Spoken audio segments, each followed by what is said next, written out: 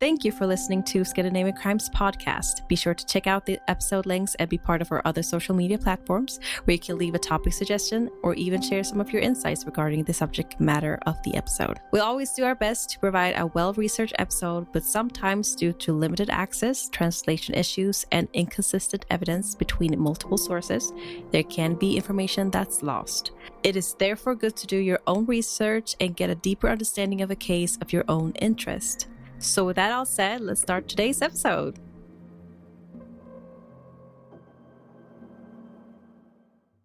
Welcome to Scandinavian Crimes. My name is Devante, and say hello to my lovely co-host, Delila.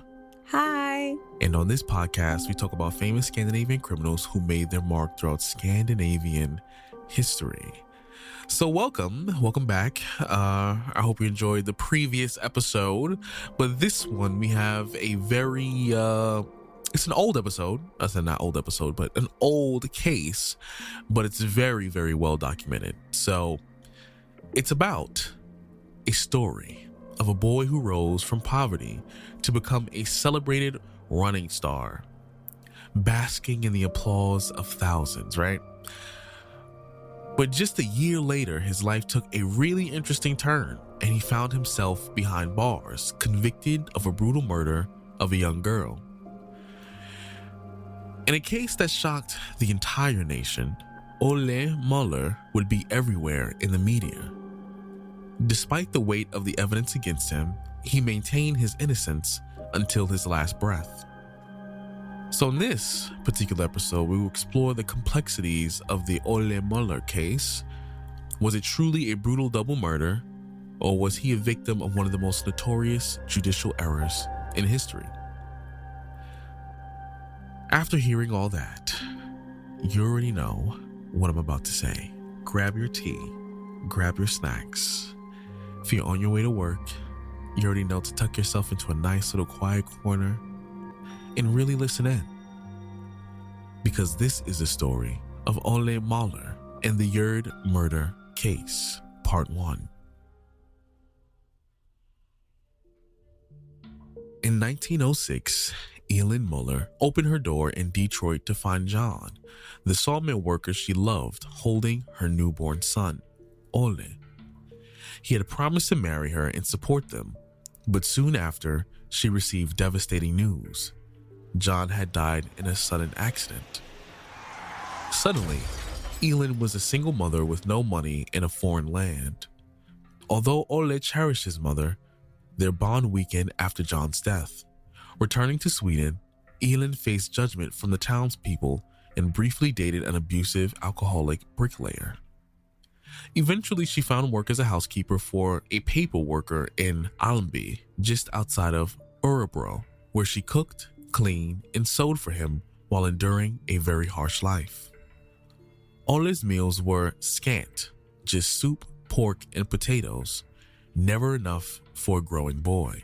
The paper worker frequently cursed at Olle, claiming there would never be enough food for such a hungry child. As time passed, the paper worker's anger escalated from quick slaps to beatings with a stick. Olle learned to endure the pain, but the constant hunger gnawed at him more deeply, filling him with jealousy and longing for enough to eat. At school, he was mocked and called names like the poor boy and the bastard without a father. Frustrated, he lashed out but earned no respect or fear from his peers. His grades suffered, with many failing marks, leading his teacher to see him as untalented and lacking potential. In the summer of 1921, 17-year-old Olle applied for a job as a farm worker. Although the farmer acknowledged Olle's skills and way with animals, his attitude irritated the head farmer. That frustration boiled over, and the farmer attacked Olle with a pitchfork. Olle defended himself with a shovel and ran away, never to return. From that day on, Olle trained at a boxing gym, determined to take control of his life. He wanted to become a boxer, knowing fitness was key to success. One day he asked some cross-country runners if he could join them.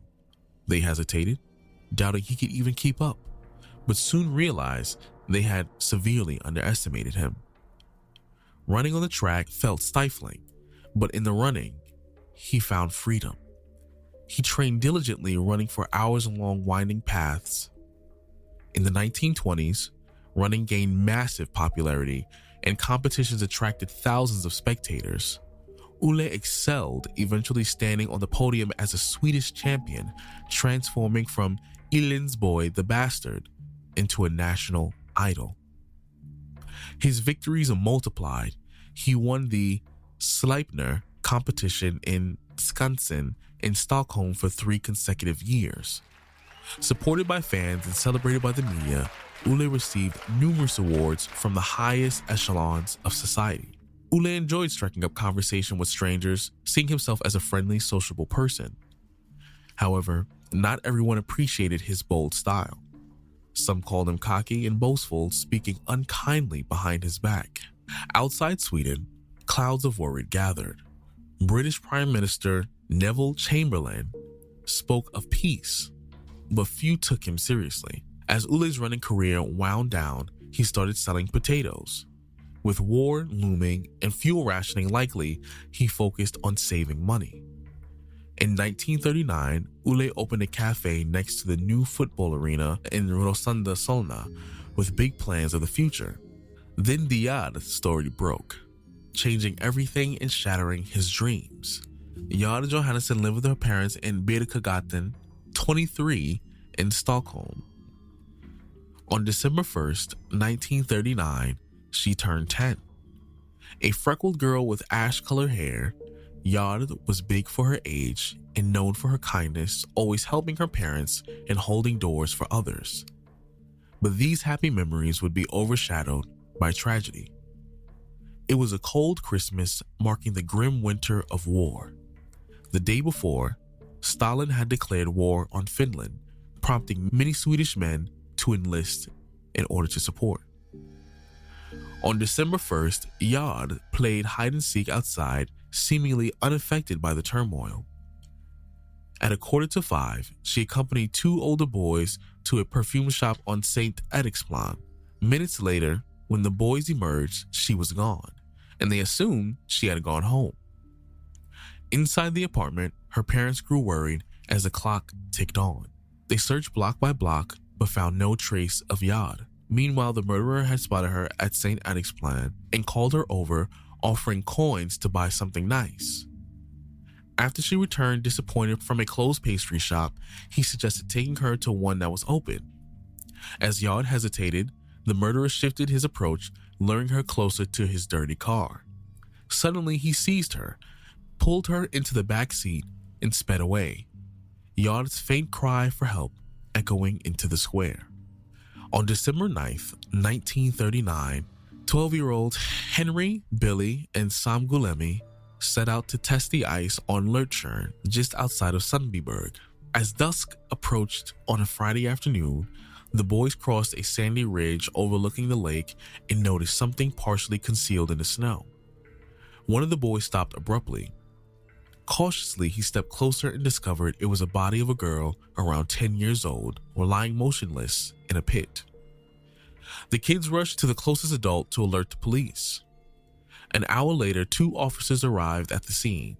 The autopsy report was shocking. Gerd had likely been strangled with her scarf.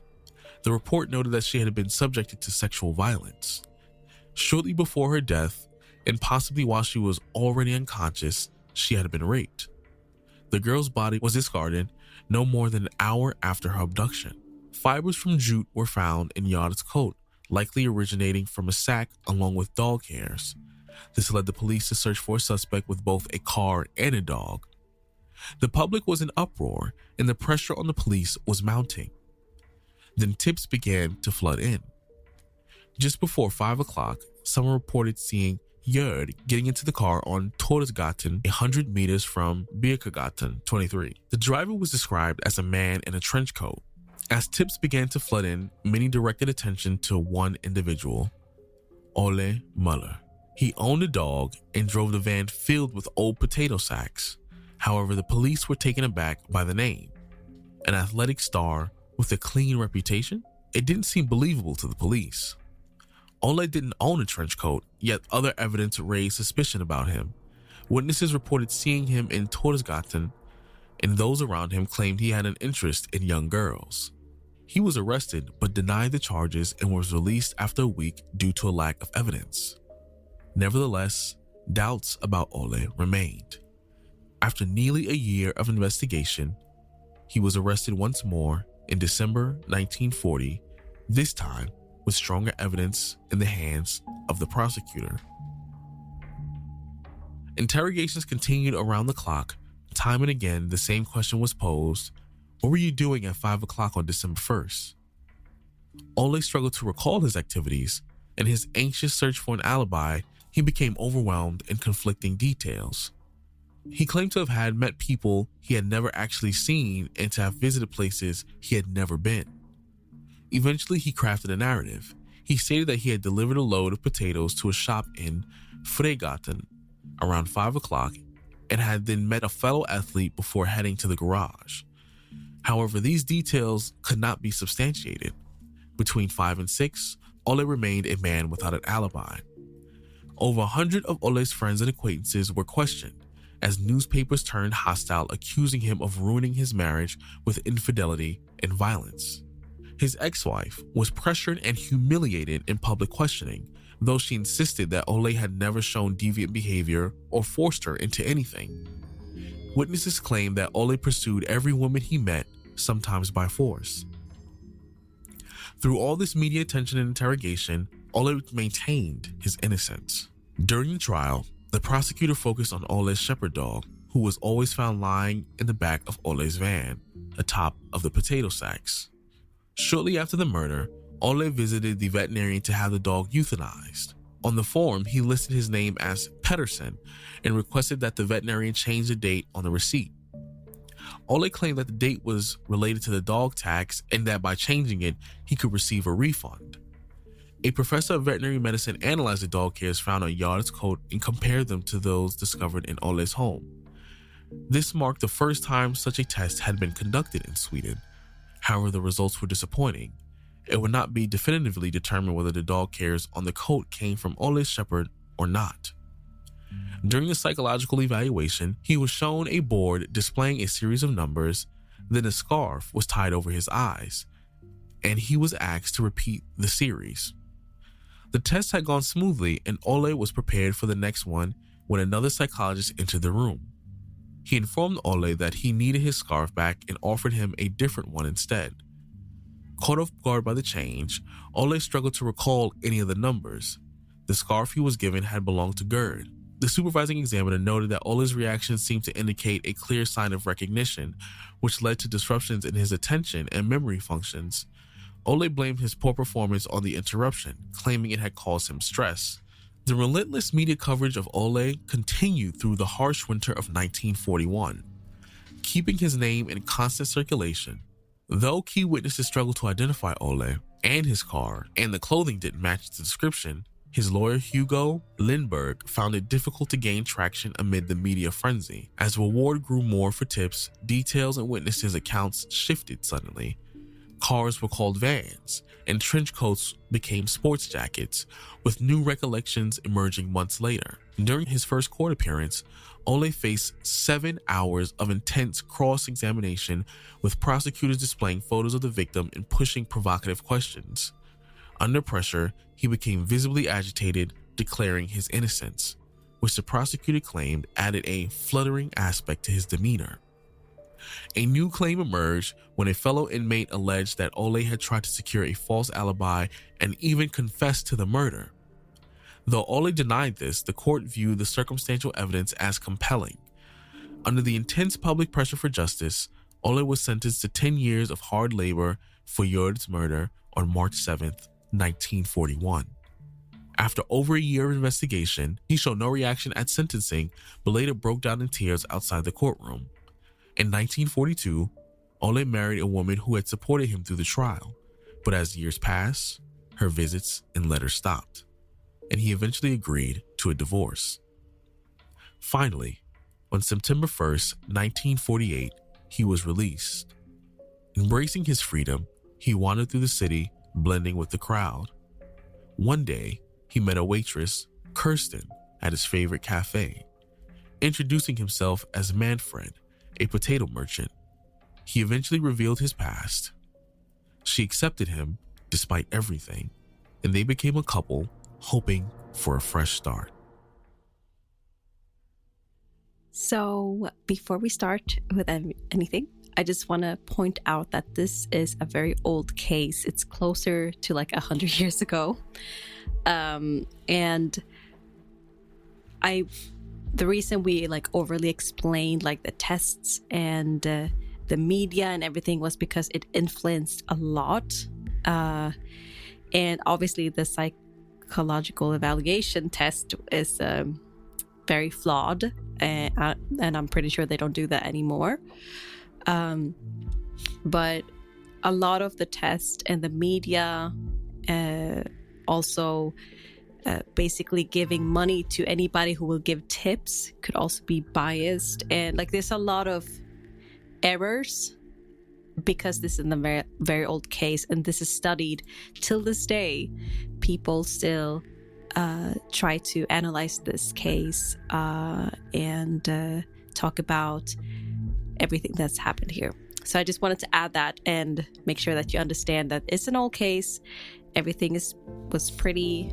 They tried to do new things and new experiments and stuff, but it's very lacking in research and technology. So we have a lot of information about his past, and this is in a setting of a war during war times, obviously. But when he was younger, you could tell that he went through a lot of abuse of different angles, and it's a little bit like weird regarding his father because in the beginning, I think Elin was in love with John, obviously. But John is not the real father. It's actually another guy who is the father of Olle.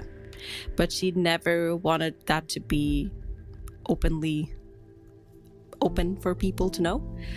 But I think her plan was, or she wanted John to be the father and never mention the other guy. So I guess they didn't work out. But the other guy's name is Bernhard Hallberg. And he was actually a station master in Degerfors. And Olle actually went there to meet him, but he was very dismissing and everything, and he didn't really want to believe that he is the son that he was the father. So yet again, his like identity and him being like hated by people, he had to, become somebody important in order for him being loved, but yet he was always still being mistreated. But like, oh yeah, he's too cocky, he's too social, he's too this, he's too that. And because he started becoming famous, becoming a runner, you always have haters. And the media, basically when Gerd disappeared and he got accused for it, they just snatched on that story and was so involved in the whole case, making it very biased, I would say. They just wanted a good story. Yeah. So I wanted to ask you, Devante, what do you think? Do you think he did it? He was at the wrong place at the wrong time? Or do you think that he was he murdered and raped her? Because there was a lot of people who said that he is weird, but also he was very determined about his innocence. I think that I don't even think he's at the wrong place at the wrong time. Based on the information that was presented in the story, it seems like this is an outright just character kind of. So basically, not a frame job per se, but basically because people had an issue with who he was as a person at one point, they just feel like, oh, it's easier to blame him. So that's kind of what this is. I feel that too. I feel like that's what's kind of the direction this is going. So because of who he was when he was younger, who he was still a victim in many ways. He was a victim of his environment, his circumstances. People didn't treat him kindly, and then he was doing this in response to his environment. He found something that he was good at, where he was a good runner. He became a celebrity, won 2-3 years back to back for various awards, was able to pull himself together start a business, save money. He found an outlet to have a healthy and happy life. Yeah. He found an outlet. And then, but people just refuse to let him change or be anything different because they, like you said, they're haters. They were like, oh, well, how come he gets to do all this? And then now, because of those rumors, because of things that people said, so when this situation happened, remember, he didn't even match the description. He didn't even have a trench coat. They couldn't even verify the dog was a part of... The tips changed to fit him as a description. In the beginning, they said, he didn't even match. Yeah. And then ultimately, they just morphed the case around him, so it has to be him versus actually looking for the real person who did it. So me personally, based on what the information is saying, I don't think he's done it. He did the crime. It's just one of those situations where people, it's like, as they would say, fake news. But because there was no real physical evidence, it's more like witnesses and hearsay. Yeah. There was nothing tying him to it. Nothing. There was nothing tying not even him remotely. So that's why this is, many have studied this, that this could have been a miscarriage of justice. And it's still actually talked about in courses of people who study criminology and stuff. But it's, it's an old case, for some reason the newspapers and everything had so much influence, and they even were giving people money to give tips. And that's crazy, because then people just gonna say something that matched the potential guy and then get the money for it. So it's just very biased, and so I think it's hard to say if he did it or not. I mean, obviously he had a dog, and he also, the weird thing about that he changed his last name and the date and everything of the euthanization. Sure, that's weird, and it's very conveniently matching with everything that happened, that he's gonna get rid of the dog the same day and stuff like that. I get it, but it's so hard to really say that that's evidence, Yeah, because he just didn't want to pay dog tax, which makes sense on paper. It makes sense too. So he would avoid paying more money. I just feel it's the wrong place at the wrong time. Kind of he was very unlucky. He got the short end of the stick. But only in regards to the dog, though, because anything else, I mean, also being there, with the potato sacks of jute and yeah. But I wouldn't even be surprised either if someone did the crime with him in mind. They was I want to set this person up because people hating on someone can go all really the way for a celebrity far. Hating. Yeah. So I would not be surprised if someone went that hard, killed someone just to frame him up, knowing that he has a business that involves potatoes and he had a dog and he didn't even have the right car, but I think they actually made a book about his life, and I think he was a bibliography. I don't know how to say it, but he was basically after people read the book, they started thinking that maybe he was innocent. Yeah. And that's also a little bit scary in a sense, because we've seen that in media, we've seen a lot of media shows or media documentaries or whatever, where they portray the murderer as this innocent person, but they did something horrible. And I just want to be clear with if you guys are interested in reading that, go ahead and do it. But before that book came out, and some of this text and story is also based from that book, or his part of the story. But before that came out, basically it was everybody thought it was him because everything was just pointing at him. Yeah. So I just want to I think having an open mind about this case and analyzing it is very interesting, but he could have been raped her and murdered her. We don't really know. Yeah, we don't really know. Media can angle everything, Yeah, so this is solely based on what we know in the story. We weren't there, but if you have different opinions, this is what the platform is for. Let us know in the in our social medias, and let us know in the review sections, which lead to my next point. Be sure to leave us nice little reviews, and so we can discuss these things as well. And also just it helps us to reach more people who are interested in this stuff. But just let us know what you think. And I feel like we haven't done this in a while, but we probably have. Let's end the episode on a good note. Any food? I really want, I think it's because I saw this TikTok video about this SpongeBob episode of this, the really, the green fish guy. Oh, Bubble Bass. Yeah, Bubble, yeah. And then he was like, I want this extra, large, 4 patties. And I don't know. His order was crazy. And now I have this image of, not even a burger. It's just, a tall sandwich with, multiple layers of, things in it. And that's basically what I want. You just want a ton of meat? That's outrageous that you said that. I just want a cartoon tall sandwich. You wanna? That's okay. I understand. That does sound good though. I'll meet you on that one. Okay. Yeah. So we both have burgers. What? I didn't say burger. I said sandwich. First, Bubble Bass was ordering a burger. I know he ordered Krab. a burger, but he inspired me to want a big ass sandwich, a really tall, multiple layered sandwich. Talking about a Scooby-Doo size sandwich? Yes. I'm so dead. That still sounds good. But I don't mind the Krabby Patty either. All right, sounds like a plan. So that is what we'll both be having today, And you guys are welcome to let us know what are some foods you like as well to keep things lighthearted. But thanks again for listening, and we shall catch you next time. Peace out. Bye.